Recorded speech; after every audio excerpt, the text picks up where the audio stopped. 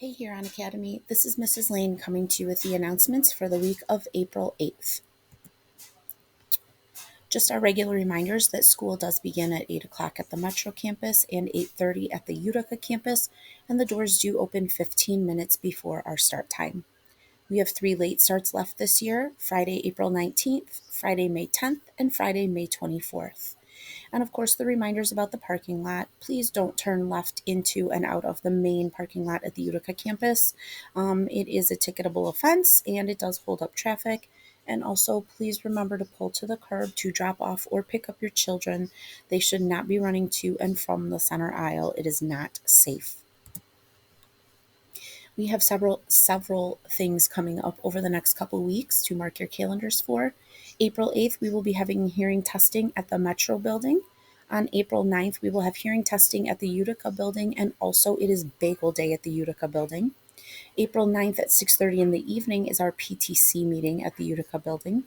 On April 10th, our 8th graders will be taking the PSAT, and we will be hosting a kickoff breakfast for them that morning before they begin testing. April 11th, our 5th and 6th graders will have their breakfast to kick off the testing sessions for the spring. April 11th is also Spring Picture Day. April 12th, our 4th and 7th graders will kick off their testing with a breakfast in the morning. April 12th will also be our PTC Gene Day that would have been held last Friday. April 12th in the afternoon, we are having desserts with families at our Utica campus. That will go from 4:15 until 6:15. On April 15th, our Metro students will be practicing an intruder drill.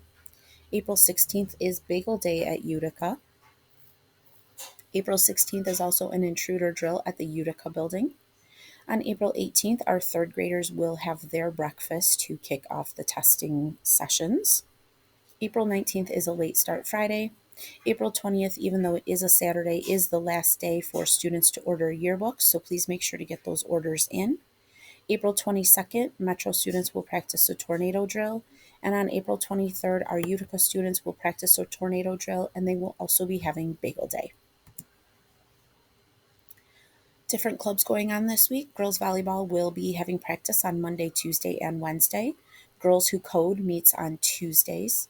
Chess Club will be happening Tuesday and Thursday. Dungeons and Dragons on Wednesdays. And Science Olympiad depends on the coaches, so make sure to check Dojo for meeting times. This week at the Metro campus on Monday, our students will be able to get popcorn chicken for lunch. On Tuesday, they will have hamburgers. On Wednesday, it is an Italian meatball sub. Thursday is grilled cheese, and Friday is a cheeseburger. At the Utica campus on Monday, our students will be able to choose between popcorn chicken or cheese Bosco sticks. On Tuesday, they can choose between a turkey hot dog or a hamburger. Wednesday is an Italian meatball sub or hot and spicy chicken tenders. Thursday is cheesy taco penne or grilled cheese. And Friday is pizza. And of course, salad bar is available every day at the Utica building. This week for the Positivity Project, we will be talking about humor. Humor helps us bring smiles and laughter to others. People who demonstrate humor are able to help others rise above difficult circumstances and boost morale. Using a positive sense of humor can help to reduce stress and promote connections with other people. And if you're looking for ways to check out practicing and encouraging humor with your child, you can visit the Positivity Project's P2 for Families. Our quote this week comes from Audrey Hepburn, and she said, "I love people who make me laugh. I honestly think it's the thing I like most, to laugh. It cures a multitude of ills." The weather this week is finally looking more like spring, especially towards the beginning of the week. Fresh air and sunshine will be abundant. I think it's going to be a great thing for all of us, actually. Students definitely should bring sweaters or light jackets in the mornings, though. It will still be chilly, and I believe later this week it could potentially be raining and a little bit cooler, so definitely keep an eye on the weather. I'd like to wish a happy birthday to Miss Rowe, who will be celebrating on April 9th. Mrs. Schraggy will celebrate on April 11th. Miss Caitlin has her birthday on April 14th, and Miss Kathy will celebrate on April 17th. You can always be sure to follow us on Facebook, Instagram, or X for more information about things going on at the school. We include reminders about deadlines for things like yearbooks, reminding you about spring pictures, and this is where we will often share photos and other events going on at the school. You can also go to our website at huronacademy.org or call us at the Metro or Utica campus if you have any questions. As you know by now, we suffered a devastating loss over the past couple days with the passing of Mrs. Bremerkamp.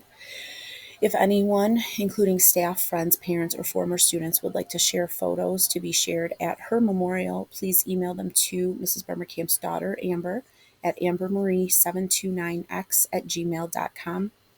You can also share any memories or stories. This will all contribute to the family's healing, and they would love to be able to hear them. Details about her memorial will be shared once they are finalized.